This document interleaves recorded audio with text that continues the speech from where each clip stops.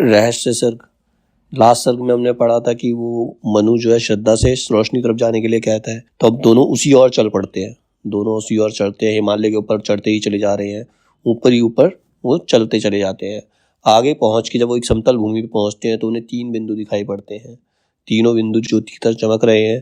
तो उनको देखकर मनु उनसे पूछता है ये क्या है। तब श्रद्धा उन्हें बताती है कि ये 3 लोक है, एक इच्छा है, दूसरा कर्म है और तीसरा ज्ञान है। इच्छा, कर्म और ज्ञान। तो वो पूछता है कि ये कर्म लोक क्या है। कहती है यहाँ पर सब, श्रद्धा उन्हें बताती है कि यहाँ सब अपने कर्म में लीन है, सब अपनी इच्छा के अनुसार अपने कर्म कर रहे हैं, एक दूसरे से चिढ़ रहे, मतलब जल करके अपनी इच्छा को पूरी करके वो इस कर्म में लगे हुए हैं। वो एक दूसरे को नीचा दिखाने का प्रयास कर रहे हैं, सब अपने अपने कर्मों में लगे हैं और अपने कर्मों से अपनी इच्छा को प्राप्त करने का प्रयास करते हैं। तो मनु कहता है ये तो बड़ा ही भीषण देश है, यहाँ पर कुछ नहीं हो सकता। तो ये अगले बिंदु पर जाता है, ये क्या है। तो कहती है ज्ञान लोक है।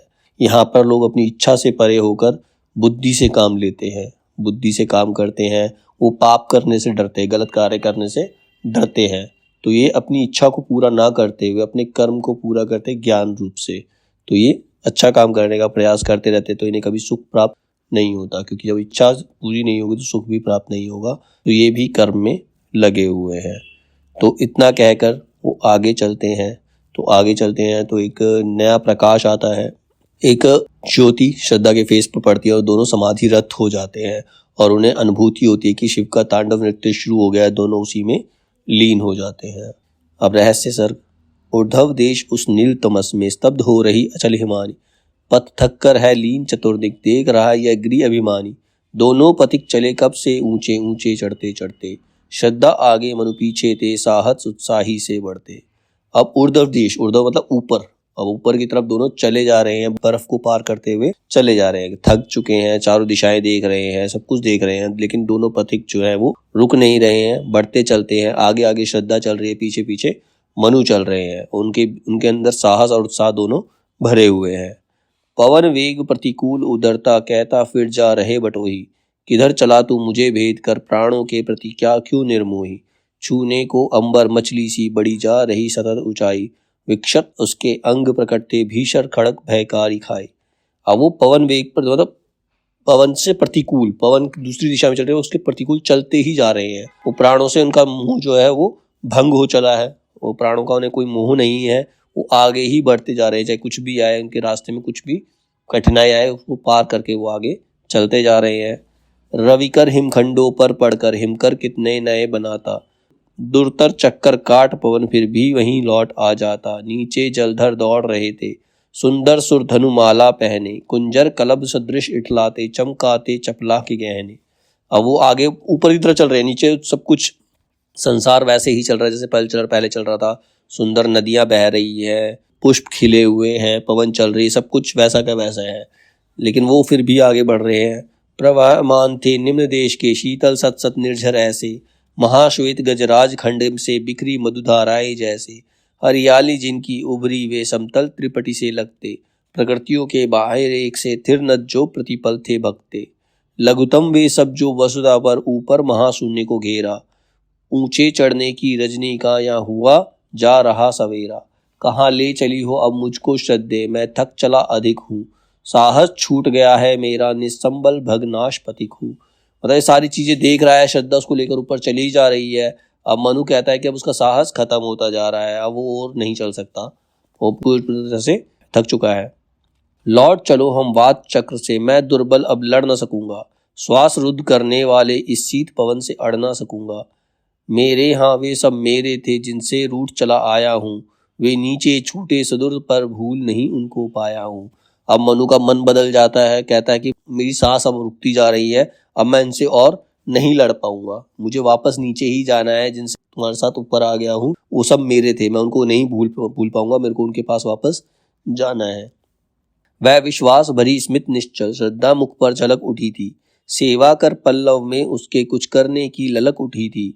दे अवलंब विकल साथी को, कामायनी मधुर स्वर बोली, हम बड़ दूर निकल आए अब करने का अवसर न ठिठोली। अब वो प्रेम से उसको साकार, मतलब सांत्वना देते हुए उसको बोलती है कि हम बहुत दूर चले आए हैं, अब हम वापस नहीं जा सकते, तुम ऐसा मजाक मत करो, अब हम वापस नहीं जा सकते।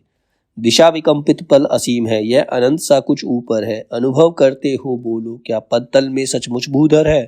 निराधार है किंतु ठहरना हम दोनों को आज यही है। नियति खेल देखूं ना, सुनो अब इसका अन्य उपाय नहीं है। अब तुम्हें क्या लग रहा है कि तुम्हारे पैरों के नीचे जमीन है, कि तुम वापस लौट जाओगे? अब नहीं, हम ठहर नहीं सकते, अब हमें आगे ही चलना है, और कोई उपाय है नहीं, अब हमें आगे बढ़ना है। झाई लगती जो वह तुमको ऊपर उठने को है कहती, इस प्रतिकूल पवन धक्के को झोंक दूसरी ही आ सहती। शांत पक्ष कर नेत्र बंद बस विहग युगल से आज हम रहे। शून्य पवन बन पंख हमारे, हमको दे आधार जम रहे। तो कहते तुम्हें गुस्सा आ रहा है जब मैं तुम्हें आगे बढ़ने को कह रही हूँ, ऊपर उठने को कह रही हूँ, तुम्हें गुस्सा भी आ रहा है, लेकिन ऐसा कुछ मत करो, अपनी आंखें बंद करो। हम दोनों वही प्रेमी हैं, हम दोनों साथ उड़कर आगे चले जाएंगे, हम दोनों आगे चल रहे हैं। घबराओ मत, यह समतल है, देखो हम कहाँ आ गए। मनु ने देखा आंख खोलकर, जैसे कुछ कुछ त्राण पा गए। उष्मा का अभिनव अनुभव था, ग्रह तारा नक्श अस्त थे। दिशा रात्रि के संधि काल में ये सब कोई नहीं व्यस्त थे। अब एक समतल भूमि का कहती, देखो हम किस समतल भूमि पे आ गए हैं, अब देखो हम कहाँ पहुंच गए हैं। मनु ने अपनी आंखें खोली तो कुछ उसको सांस आई, लेकिन उसको देखा कि वहां ना तो तारे हैं, न नक्षत्र है, न दिन है, न रात है, ऐसा कुछ भी नहीं है वहां पर। ऋतुओं के स्तर हुए तिरोहित, भूमंडल रेखा विलीन सी। निराधार उस महादेश में उदित सचेतना नवीन सी। त्रिदिक विश्व आलोक बिंदु भी तीन दिखाई पड़े अलग वे। त्रिभुवन के प्रतिनिधि थे मानो वे, अनमिल थे किंतु सजग थे। अब वहां ना तो ऋतु है, ना सर्दी गर्मी का ऐसा कोई एहसास वहां पर नहीं है। वहां पर केवल तीन बिंदु दिखाई पड़ रहे हैं जो धरती का आधार है। मनु ने पूछा, कौन नए ये ग्रह हैं? श्रद्धे मुझे बताओ, मैं किस लोक बीच पहुंचा, इस इंद्रजाल से मुझे बचाओ। इस त्रिकोण के मध्य बिंदु तुम शक्ति विपुल क्षमता वाले, ये एक एक को स्थिर हो देखा इच्छा ज्ञान क्रिया वाले। अब उसने मनु ने पूछा कि कौन से, मुझे यहाँ पर तीन ही बिंदु दिखाई दे रहे हैं, हम ये कौन से लोक में आ गए, कैसा इंद्रजाल है, मुझे इनका मतलब बताओ कि हम कहाँ हैं। तो एक एक करके उसने, श्रद्धा ने बताया, तीन बिंदु हैं, ज्ञान कर्म और इच्छा।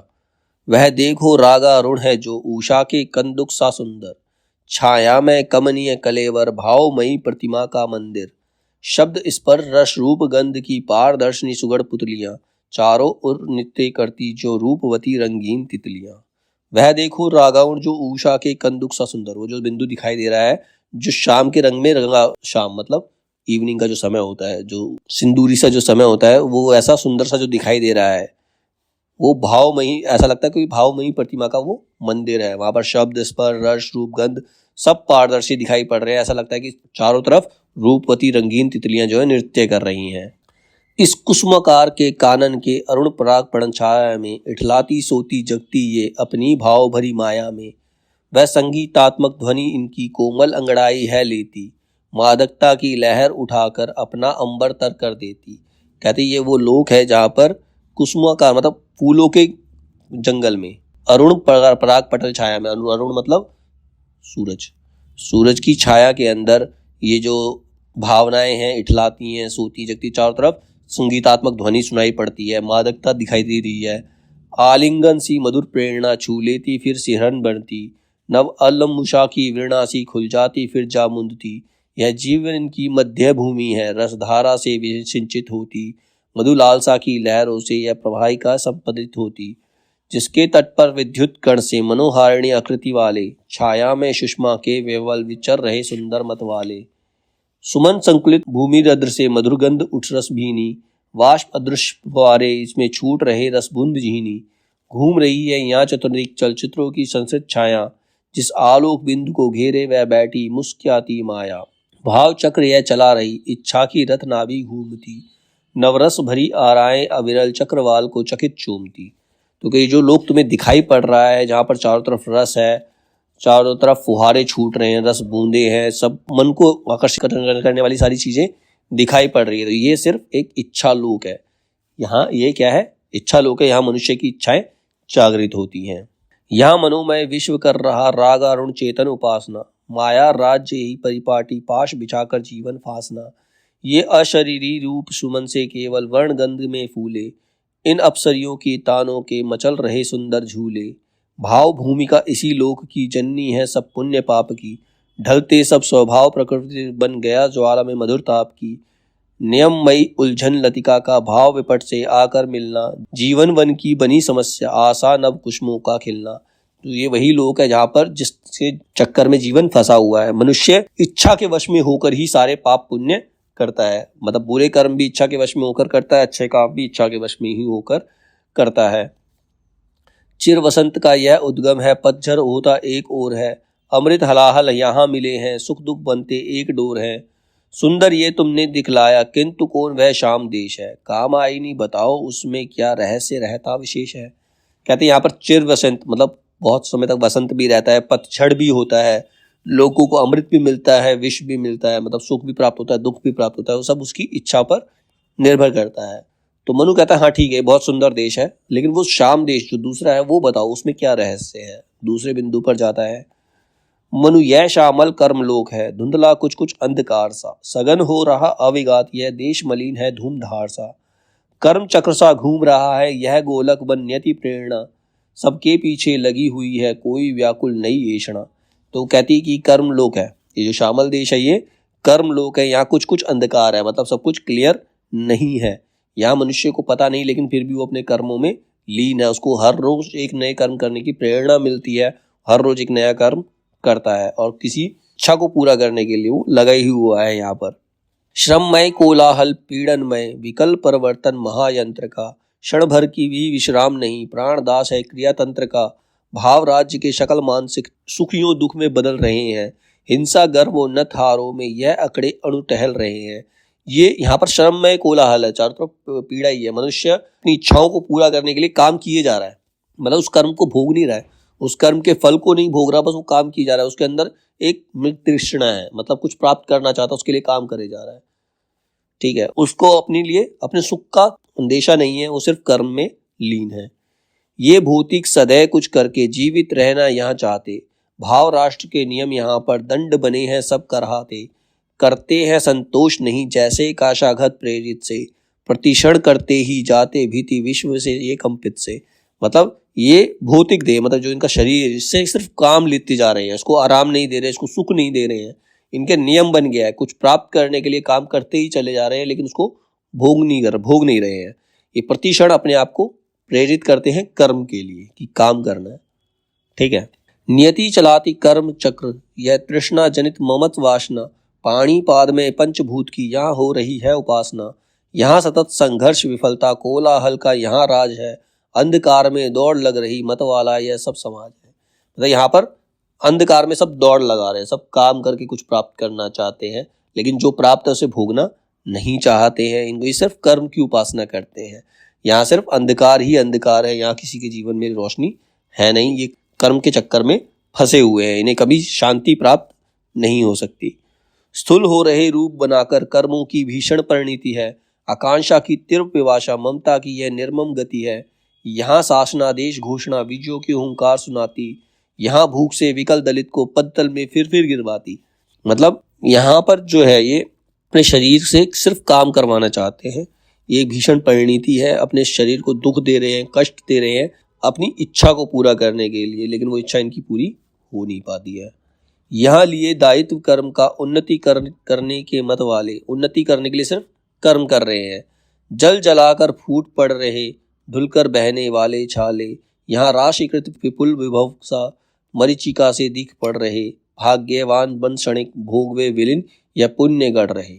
मतलब वो पैसा कमा करके कर्म करके इतना संचित करते जा रहे हैं और कर्म में लगे हुए हैं, इकट्ठा करते जा रहे हैं, और उनकी ये जो मरीचिका मतलब मृग तृष्णा है वो शांति नहीं हो रही है इनकी, मतलब इनको शांति प्राप्त नहीं है, इनको तृप्ति नहीं हो रही है। बड़ी लालसा यहाँ सुयस की अपराधों की स्वीकृति बनती, अंध प्रेरणा से परिचालित के करते निज गिनती। तो ये अपनी लालसा को पूरा करने के लिए अधर्म भी करते हैं, पाप भी करते हैं, अपराध भी करते हैं, एक अंधी प्रेरणा से प्रेरित होकर ये आगे बढ़ते चले जा रहे हैं। प्राण तत्व की सघन साधना जल हिमल उपल यहाँ है बनता, प्यासे घायल हो जल जाते मर मर कर जीते ही बनता। और इसी तरह कब करते करते ये अपने जीवन को समाप्त कर लेते, लेकिन इन्हें शांति तृप्ति प्राप्त नहीं होती है। यह नील लोहित ज्वाला कुछ जला गला कर नित्य ढालती, चोट सहन कर रुकने वाली धातु न जिसको मृत्यु सालती, वर्षा के घन नाद कर रहे तटकूलों को सहज गिराती, प्लावित करती वन कुंजों को, लक्ष्य प्राति सजता बह जाती। बस अब और ना इसे दिखा तू, यह अति भीषण कर्म जगत है। श्रद्धेय वह उज्ज्वल कैसा है, जैसे पूंजीभूत रजत है। प्रियतम यह तो ज्ञान क्षेत्र है, सुख दुख से है उदासीनता। यहाँ न्याय निर्मम चलता है, बुद्धि चक्र जिसमें न दीनता। अब मनु सारी बातें सुनता है, कहता अब मुझे इसके बारे में और नहीं सुनते, तो बड़ा ही भयानक देश है ये, कर्म जगत बहुत ही भयानक देश है, मुझे इसके बारे में और मत बताओ। और ये जो तीसरा बिंदु जो चमक रहा है ये क्या है? तो श्रद्धा कहती है हे प्रियतम, ये जो है ज्ञान क्षेत्र है, यहाँ पर सुख दुख का कोई मोल नहीं है, यहाँ सुख दुख से उदासीनता है, सुख दुख को छोड़कर व्यक्ति जो है बुद्धि चक्र से आगे बढ़ता है। अस्ति नास्ति का भेद निरंकुश करते यह अणुतर्क युक्ति से, ये निस्संग किंतु कर लेते कुछ संबंध विधान मुक्ति से। यहाँ प्राप्य मिलता है केवल तृप्ति, नहीं कर भेद भावती, बुद्धि विभूति शकल से सत्ता सी, प्यास लगी है ओष चाटती। मतलब यहाँ पर जो भी कार्य होता है बुद्धि के तर्क से किया जाता है, यहाँ पर कुछ भी पाप पुण्य नहीं है, आस्ति नास्ति नहीं है, आस्तिक नास्तिक कुछ नहीं है, ये सब विधान से सब मुक्त है। यहाँ पर केवल बुद्धि तर्क से काम किया जाता है। न्याय तपस ऐश्वर्य में पगे ये प्राणी चमकीले लगते, इस निदाग मरु में सूखे से, स्रोतों के तट से जगते। मनोभाव से काय कर्म के समतोलन दय जित से, ये निष्प्रय न्याशासन वाले चूक ना सकते तनिक वित्त से। मतलब इन्हें कोई भी चीज अब अपने पद से हिला नहीं सकते, अपने पद से हिला नहीं सकती, कोई भी शक्ति जो है इन्हें अपने कर्म से नहीं हिला सकती। ये ज्ञान है, ये बुद्धि से काम कर रहे हैं। अपना परिमित पात्र लिए ये बूंद बूंद वाले निर्झर से, मांग रहे हैं जीवन का रस बैठ यहाँ पर अजर अमर से। यहाँ विभाजन धर्म तुला का अधिकारों की व्याख्या करता, यह निरी पर कुछ पाकर भी अपनी ढीली सांसें भरता। तो यहाँ पर सब कुछ धर्म तुला पर तुलता है, क्या सही है क्या गलत है, यही सोच समझकर यहाँ पर कार्य किए जाते हैं। उत्तमता इसका निजस्व है, अंबुज वाले सरसा देखो, जीवन मधु एकत्र कर रही उन मक्खियों सा बस लेखो। यह श्रद्ध की ध्वल ज्योत्सना अंधकार को भेद निखरती, यह अनवस्था युगल मिले से विकल व्यवस्था सदा बिखराती। देखो वह सौम्य बने हैं किंतु सशंकित है दोषों से, वे संकेत सदम्भ के चलते भ्रूचालन मिश्र परितोषों से। यहाँ अछूत रहा जीवन रस, छुओ मत संचित होने दो, बस इतना ही भाग तुम्हारा तृषा मृषा वंचित होने दो। सामंजस्य चले करने ये किंतु विषमता फैलाते हैं, मूल स्वत कुछ और बताते इच्छाओं को झुठलाते हैं। स्वयं व्यस्त पर शांत बने से शस्त्र शास्त्र रक्षा में पलते, ये विज्ञान भरे अनुशासन क्षण क्षण परिवर्तन में ढलते। तो कहते ये वो लोग हैं जहाँ पर इच्छाओं का कोई मोल नहीं है, इच्छा से कोई मोल नहीं है, ये पापों से डरते हैं, पाप करने से डरते हैं, ये वो कार्य करना चाहते हैं जिससे इन्हें पुण्य प्राप्त हो, इन्हें सुख से कोई लेना देना नहीं है, इच्छा से कोई लेना देना नहीं है। ये वही कर्म करते हैं जो सही है, जो बुद्धि के तर्क पर सही ठहरता है, वही काम करना चाहते हैं। ये हमेशा शास्त्रों का पालन करना चाहते हैं, ये परिवर्तन को देखते हैं, परिवर्तन में अपने आप को ढालने का प्रयास करते हैं, लेकिन सिर्फ अनुशासन में, कोई भी गलत कार्य ये नहीं करते। यही त्रिपुर है देखा तुमने, तीन बिंदु ज्योतिर्मय इतने, अपने केंद्र बने सुख दुख से, भिन्न हुए ये सब कितने। ज्ञान दूर कुछ क्रिया भिन्न है, इच्छा क्यों पूरी हो मन की, एक दूसरे से ना मिल सके यह विडंबना है जीवन की। तो कहती है यही जो जीवन के तीन आधार है, इच्छा कर्म और ज्ञान, लेकिन इनका आपस में कभी तालमेल नहीं हो सकता, तीनों का आपस में तालमेल नहीं हो सकता, यही जीवन की विडंबना है। इसीलिए मनुष्य आने जाने के चक्कर में फंसा हुआ है, उसे मुक्ति प्राप्त नहीं होती है। इच्छा जो मनुष्य जो है इन तीनों में फंसा है, इन तीनों में सामंजस्य नहीं, तालमेल नहीं बैठा पाता है। महाज्योति रेखा सी बनकर श्रद्धा की स्मृति दौड़ी उनमें, वे संबद्ध हुए फिर सहसा जाग उठी ज्वाला जिनमें। नीचे ऊपर लचकीली यह विषम वायु से धधक रही सी, महाशून्य में ज्वाल सुनहली सबको कहती नहीं नहीं सी। शक्ति तरंग प्रलय पावक का उस त्रिकोण में निखर उठा सा, सिंह और डमरू निनाद सब सकल विश्व में बिखर उठा सा। चित्ती में चिता धधकती अविरल महाकाल का विषम नृत्य था, विश्वरंध्र ज्वाला से भरकर करता अपना विषम कृत्य था। स्वप्न स्वाप जागरण भस्म इच्छा क्रिया ज्ञान मिल ले थे, दिव्य अनाहत पर निनाद में श्रद्धा युक्त मनुबस तन्मय थे। अब श्रद्धा उन्हें बताती यही तीन बिंदु हैं, इन्हीं में मनुष्य फंसा हुआ है, इतने में ही महाज्योति दिखाई पड़ती है उन्हें, श्रद्धा के चेहरे पर मुस्कान दौड़ जाती है। अब वो उन्हें ऐसा लगता है कि अब शिव का जो महातांडव है वो शुरू हो गए, और श्रद्धा और मनु एक होकर समाधि में मग्न हो गए, समाधि में विरक्त हो गए।